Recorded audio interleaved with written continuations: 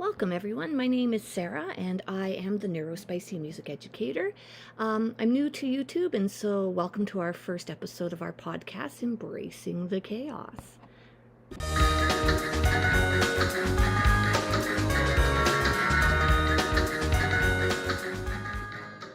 Well, I've been a teacher and mostly just a music teacher for about 25 almost years, which feels like a really long time, but also feels like a very short time, and I'm sure most of you would understand that. I think what I have to share here on this podcast doesn't just apply to educators, but to most of us who've received diagnoses as an adult, and because we just haven't had the benefit of growing up with the educational system, which helps us learn strategies and coping skills like we do for our students. And as I've, kind of gone through this journey with my diagnoses, it's become quite apparent to me that what's good for the goose isn't necessarily what's good for the gander. So we put a lot of effort into helping and supporting our students, but the effort to support us is just non-existent because, well, as my HR department said, but you're coping. My union also said that. Not my favorite phrase, because if that's your standard for educational, well-being, yeah, it sucks. Sorry. But I'm done with the attitude, and I thought, well, maybe I'll try and be a part of the solution. And so I'm here to share some things that I've learned in my journey, and hopefully it will help you as well. So when we talk about neurodiversity, it's a really big umbrella topic, right? I don't know about you guys, but I received my diagnosis as an adult, and I was in my mid-30s. I'd already had 5 children at this point, and that's all I had, by the way. I knew when to stop, finally. Funny story, I've also taught sex ed for like 15 years, so really probably should have known better. But anyways, I got 5 kids, and 3 of them are on the spectrum somewhere. My only daughter, who's now 20, she was diagnosed as severely autistic when she was 3. I mean, we knew at 18 months something was very different about her, but we didn't know what it was. My oldest child is Asperger's. We used to use that term, right? Which I hate almost as much as I hate high functioning, because, well, we'll get there. And then my youngest child is the Neuro-Spiciest, like, variety pack of the bunch, because he's got like the processing disorders and the reading issues and the social lack of awareness. He managed to lose his own pants while he was wearing them. He's 12 almost. Love the kid to death. I feel really bad for passing that part of my genetics on to the poor kid, but that's my world. I only have one child still at home, the one that loses his pants. The rest are adults who've been released into the wild and seem to be thriving, or at least, not destroying things, which is, some days all you can ask for. But it never occurred to me that I might also fall under that umbrella until somebody suggested it. They were like, have you thought? Maybe because your kids are, and their father is not. It could be you. And it is me. And I was misdiagnosed with a lot of things before I was diagnosed with ADHD, and I'm on the autism spectrum, and I have a reading processing disorder. All things that, as growing up, I was just called gifted, because I'm quite bright. Or my brain is. I don't necessarily make good decisions, but I have a good brain. The hardware we're working with is solid. Sometimes the processing, and it's okay. Right? We are who we are. I was diagnosed as bipolar at one point. When you're on the wrong meds, that really messes up your life, by the way. Medication for me was a big help once I got the right diagnoses, and so was diet. And there's a lot of things that we can talk about as we go through this series. But today I want to talk about what the heck is neurodiversity. So you're an adult, you've maybe struggled your whole life with different things, you don't quite fit in, like you can see other people, it seems really easy for them, and you can't find your keys because they're in your left shoe, sitting outside the house. I don't know, right? Like, how do we end up here? And we begin to feel like, maybe we are, not good enough. And the truth is, as I find the correct slide, we are, in fact, just fine. We are just wired differently, and I think it's time for the neurotypicals, which is the scientific way to say normal. How do I get this to stop? Oh, that made it really stop. All right. Restart. Okay, and pause. I'm new to using OBS as well. So not really new. I learned during the pandemic because music teachers, and I wasn't going to just pre-record a video. I did a really cool concert using OBS, but yeah, this is a refresher for me today as I'm trying to put it together. So neurodiversity is, and I know I've lost a train of thought. I had a succinct thought that was going to lead into the slideshow, and now here I am.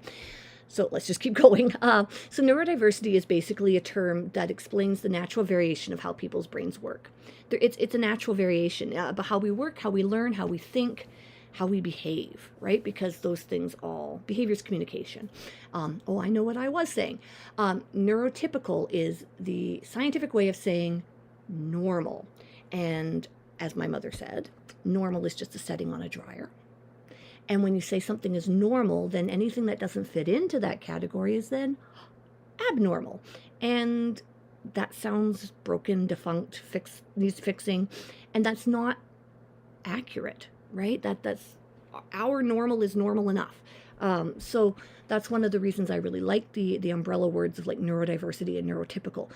They acknowledge a lot of things underneath, right? So ADHD, autism, dyslexia, Tourette's, other processing disorders, apraxia, pardon me. I can't speak today, but that's fun too. These are all conditions that fall under the category of neurodiversity. And so how is it diagnosed? Well, honestly, for most people, it's a medical diagnosis because it is a medical condition. And you need to go through mental health professionals usually to get it, depending where you live. I live in the province of Alberta, and I just found out from somebody, I hope it's true, that they were able to get their diagnoses covered by Alberta Health, like our general health care. They weren't able to get the autism one covered, but the ADHD one was. So for those of you inquiring, please go forth, maybe follow up on that. Our benefits as teachers tend to be pretty good, and it covered most of mine. Mine was streamlined a little bit faster because, as I said, I have 3 of my 5 children who are diagnosed, and I was diagnosed by the same person who diagnosed them, or 2 of them. And so there was a family history that also led into saying, you know what, we don't have to go through as many hoops. So my diagnosis was fairly quick and easy to get, and I'm lucky that my family doctor supported the medication route that was right for me. So it's diagnosed by looking at what's called the DSM-5. And when I started my journey learning about all of this, it was just the DSM-4. So that's how long I've been doing this, like 20 years. My daughter, who I've mentioned, is 20 now. You know, she was my first journey into like, what is neurodiversity? Because when she was diagnosed with autism, it wasn't that common. It was just before the bump of where we were hearing that number 1 in 150. Before that, it was 1 in 500. Before that, it was 1 in 1,000. And only a decade before that, it was even higher. It was like 1 in 10,000. Or would that be lower? I don't know. I count to 4 for a living. I'm a musician. But I just know that they're saying there's more and more. I've read 1 in 65. And you're like, dude, I know 65 people and not all, you know, how many, right? Why? Right? Why is the number changing? Right? And it's because, well, the DSM changed. The DSM-5 opened up the criteria to make it a spectrum disorder for autism. And then they went and they looked at how they're making the diagnoses, and they realized that they weren't looking at necessarily everybody. Like, it wasn't an inclusive assessment. So we'll get to that a bit more. How common is it, though? It's 15% of the population globally. That's a lot of us. Right? I always like to think of statistics as if I had 100 people in a room. So if I had 100 people in a room, 15 of them would be neurodiverse. They would have ADHD or autism or a combination, because they're comorbid conditions quite frequently, right? We see a lot of overlap. And when you look at the diagnostic criteria really specifically, there's overlap, right? So autism spectrum disorder, or ASD, I said Asperger's, and I don't like that term. The history behind that, fun fact, he was originally a Dr. Asperger's. He was a Nazi doctor, came up with the term through doing horrible, horrible things to neurodiverse people. So thankfully that has kind of been set aside, but it takes away sort of, I don't know, a lot of people liked being not called autistic, but just being Asperger's. So I guess it has to do with what kind of labels you like to put on yourself. I'm perfectly fine with, just saying I am on the autism spectrum. I have ADHD. I have a reading processing disorder, and those sorts of things. And it helps me explain how I function to other people. But it is 15% of the world population, and that's a significant number of people, right? And when we look at the workforce and we look at the number of adults being diagnosed, this has a big impact rolling out to our employers, to ourselves, to our friends and family. How do we support each other? How do we use this information to make the world better and not just go, okay, that's why I'm weird, right? So as I said, a lot more people seem to be being diagnosed, especially women. Now, when you look at the criteria, it was always tested on white males. Okay, well, 50% of that doesn't apply to me. I'm female. 50% of that doesn't apply to my son. He's a person of color. There are inherent differences between gender, between social, economic, demographics. There's a lot of things that play into place, race and right? Like, you can't just look at one type of person, but the world likes to put things in boxes. So that's where they started. And now we've evolved, I hope. And the criteria, especially looking how women present with autism, we present quite differently. I'm making eye contact. I do that a lot. I'm very social. I'm verbose. I'm not just verbal, right? Like, there's a lot of things that, oh no, your daughter can't be autistic. She's too good with kids, other kids, right? Like, she has eye contact. We heard those things with her growing up, and I know that, well, I can only tolerate so much of those things, but, right, it didn't not make me autistic just because I was able to fake it as a child, right?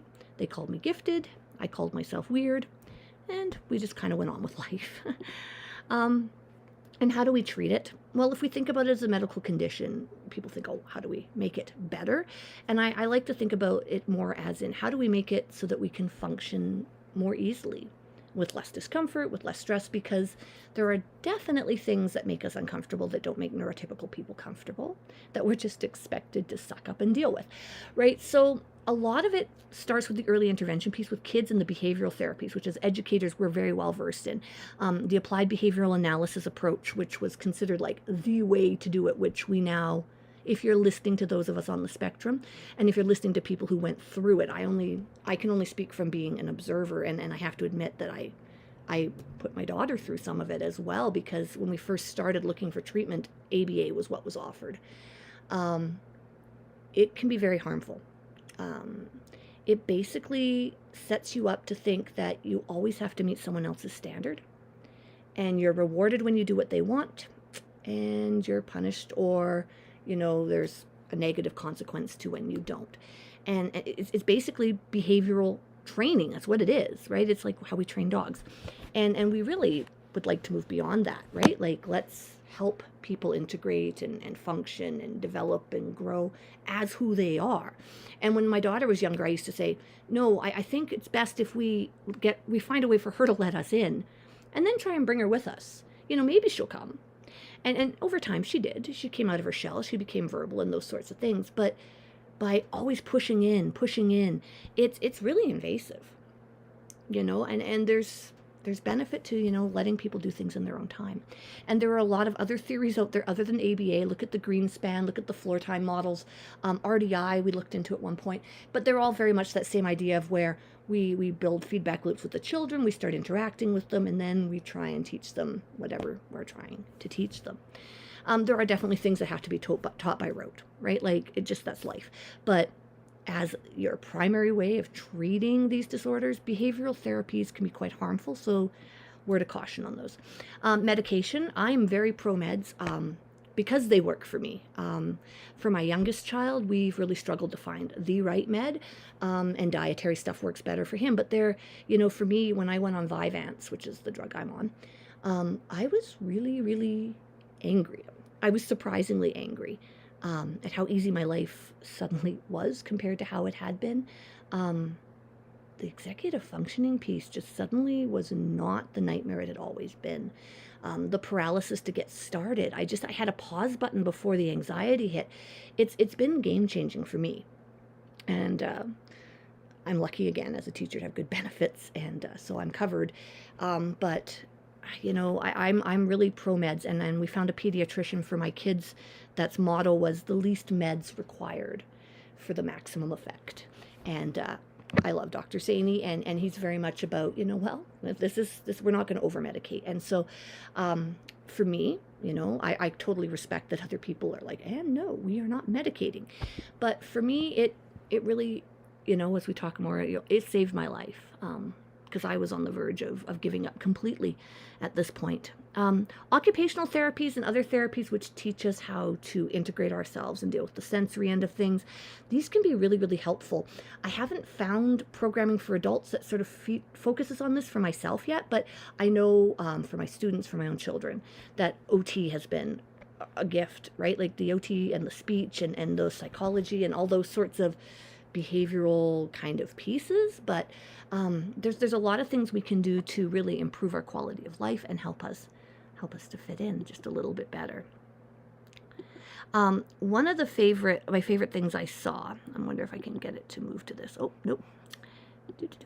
Maybe if I click on the right thing I want to click on. Oh, here we are. Someone was trying to explain to me, I've got sun right in my eye. Someone was trying to explain to me a little bit about, why, I don't know how to put this. Have you ever had anybody say to you, oh, well, we all are a little bit autistic, or we are all a little ADHD, right? Because it is spectrum disorder, and it just kind of makes me feel like unseen. It's like, no, you just don't get it. And this image here, for me, went, I'm going to show this to you.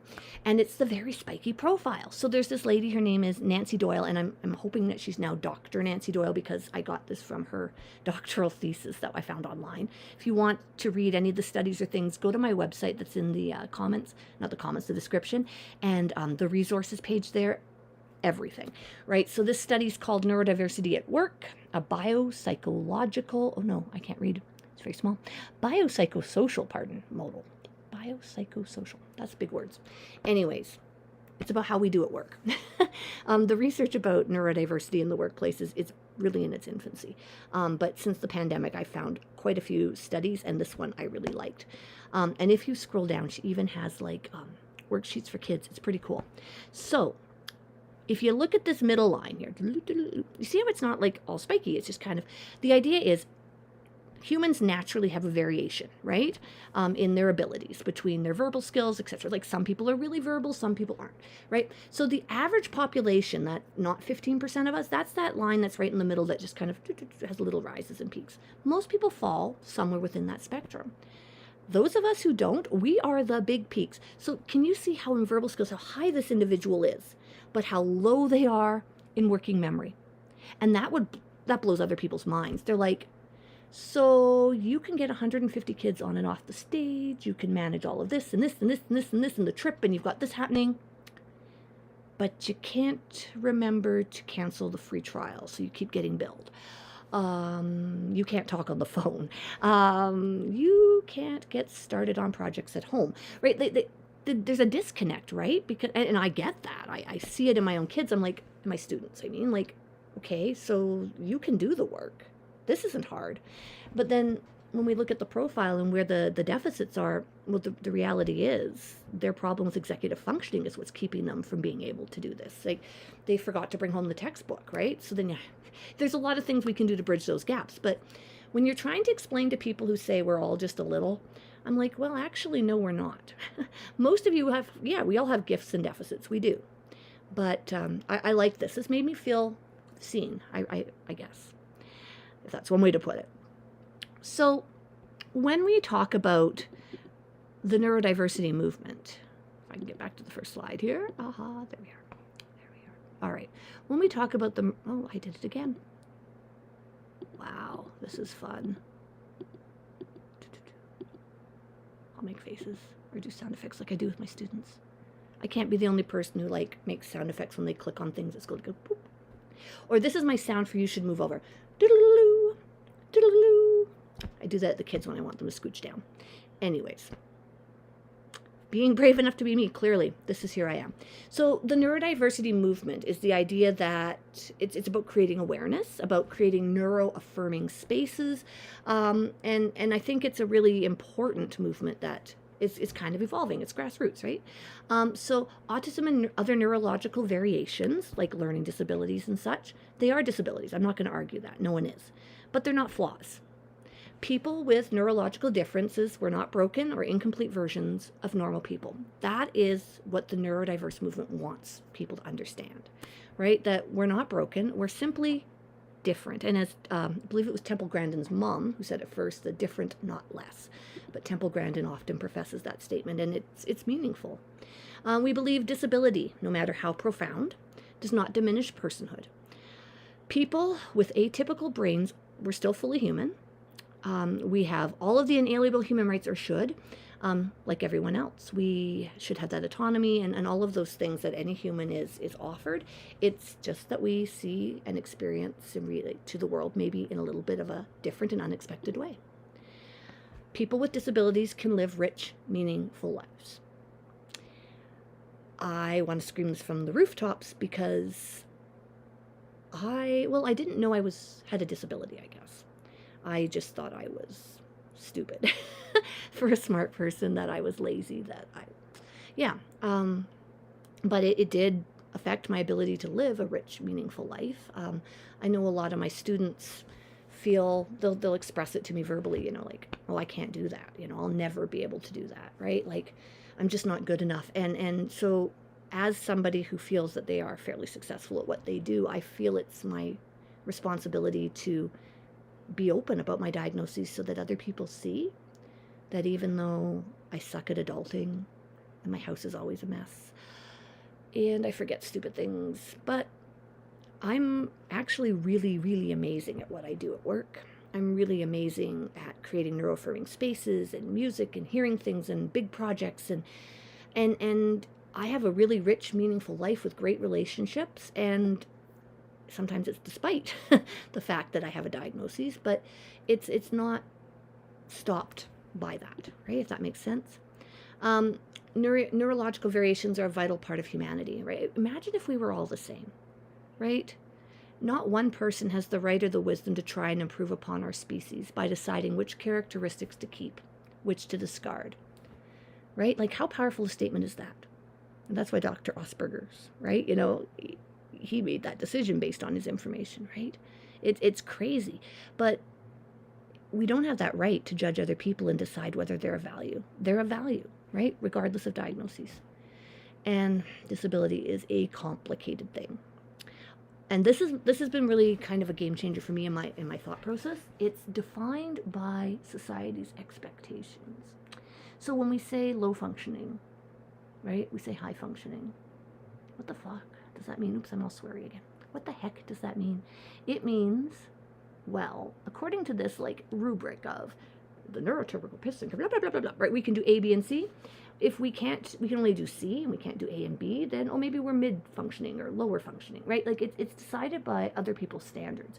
It's decided by how we impact their lives, actually, more than anything, right? If it makes it harder or more work for them, then clearly I'm low functioning, right? And I try to reframe things when I look at my students now by thinking that way, because it's like, yeah, okay, so to provide this accommodation is a lot of work for me, right? Because I color code music notes, all sorts of things.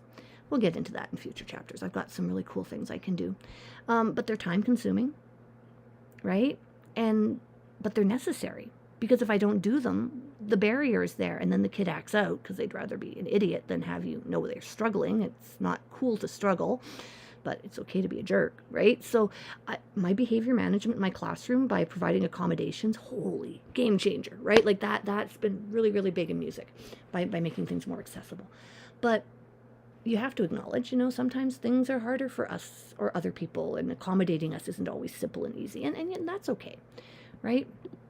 So what do we do with all of this information? Well, that's a whole nother episode, I'm sure, or many, many, I would hope. But I just want to leave with the idea of, do we want to be ourselves openly? Like, what are some of the pros and cons of walking into a job interview and saying, well, just so you know, I happen to be on the autism spectrum, and I have ADHD.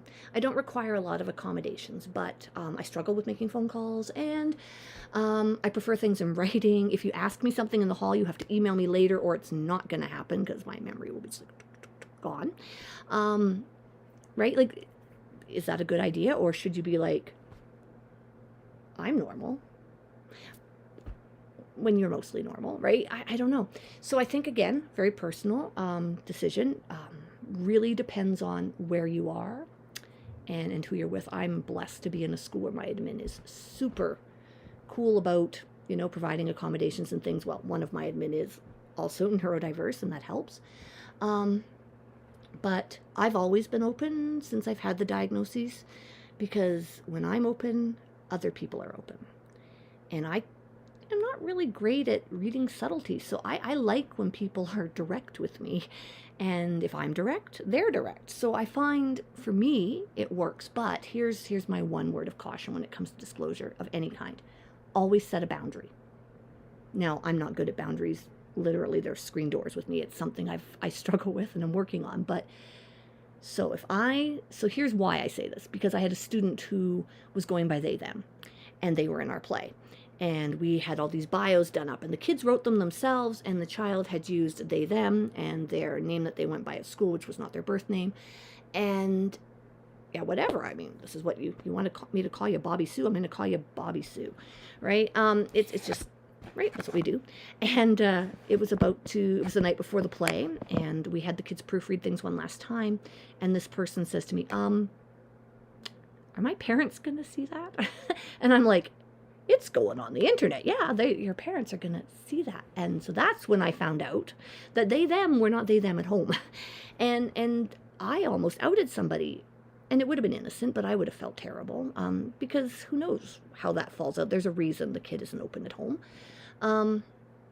So when you tell personal information, make sure you're clear about whether this information is to stay with the person you're telling them, whether it's free to be shared, all of those sorts of things, right? Like, so when I'm at my job interview and I'm like, so by the way, and I'm very open about my diagnosis, I don't mind if you mention it to parents and you can address me about it, right? But I might, in a different context, say, just between you and me, because I have some other issues I don't disclose, very often to other people that have to do with my addictions past, which also ties into all of this. But I might say, just so I've been there, right? Like, but I like to keep this close to my heart. This is something I don't share with the public, but I feel I can share with you. Just keep it to yourself. Set those boundaries, please. Not everyone respects them, but you have to protect yourself as best you can. So the pros to being open and honest from where I stand. It allows other people to be open and honest. It makes it harder for me to make excuses. It makes me take responsibility. I don't know, there's more pros than there are cons for me about being open. I like to think out loud as it is, so as I'm experiencing things and interacting and thinking, it's not as weird for people around me if they know why I am the way I am. But really the biggest benefit for me is the self-worth piece, because I felt, well, I don't want anyone to feel as bad as I used to feel. About my existence and the fact that I was here on this planet still breathing. Nobody should ever have to go to those dark places, and you can come back from them. You're always going to be fighting some of those demons, I think, but we definitely can recover. I'm again, another reason I'm open. Look, recovery's possible. But, my sobriety, among other things, are things that I have to continue to fight for. And that's where the accountability piece and being open comes out, right? If I tell people I don't drink, it's harder to drink in front of them. Not that I'm feeling I need to, because I'm 5 years sober now, and I'm very proud of that. And I have no desire to go back to that life. But that's part of being open that's allowed me some support, because I've been open. But really, when I begin to hear other people's stories and I see people's heads nodding when I'm presenting, or their eyes light up and that, you get me, that look, and I'm like, my heart just fills. I'm like, okay, it validates me. I'm important, I'm worthy, I have something to share that other people need to hear, and I'm a helper. So for me, being open means that I feel better about myself. The negative. Not everybody loves the things you say about them, whether it has to do with your neurodiversity or maybe other things in your life, like perhaps my addiction stuff. There's a lot of judgment. There's a lot of people who aren't ready to understand that, we're wired differently. They just like to see us as, lazy, slow, the words they used to put to us. And, there's the people who've known us one way their whole lives, and reframing us through a different lens is just not something they're willing to do. So you'll get the pushback then sometimes. There's definitely people who have disclosed on the job and regretted it, because when you admit you have a disability, that makes it sound like there's things you can't do, when in reality there's things everybody can't do, right? Like, nobody's good at everything. Like, what the heck? So you need a little more support, and that makes it sound like we're more work, but maybe we are. Maybe we are. We'll talk about default accommodations in a future podcast. There's a lot of things that can make us less work, and then the benefit of working with individuals like us who are creative and outside the box thinkers, and who relate to our students who are in the same boat. I never had role models growing up. Well, I didn't know I was neurodiverse. I just thought I was smart, but an idiot. Yeah, right? Like, there's so many gifts to being open, but I can't not acknowledge the risks, right? It's putting yourself out there is scary.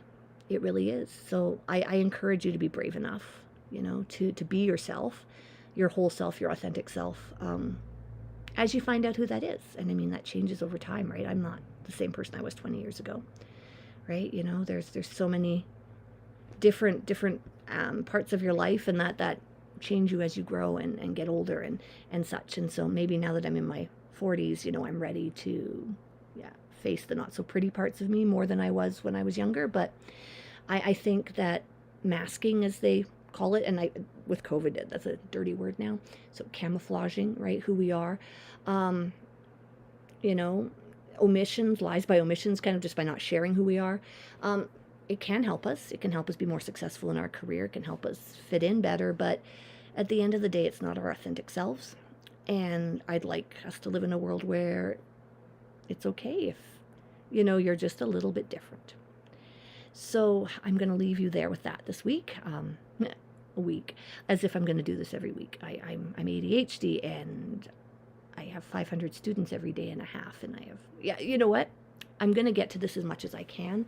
It was originally a conference talk that I've done that lasts about an hour and a half, and I thought maybe I'll just break it into segments and actually expand upon it, because there's so much I didn't get through when I got to present.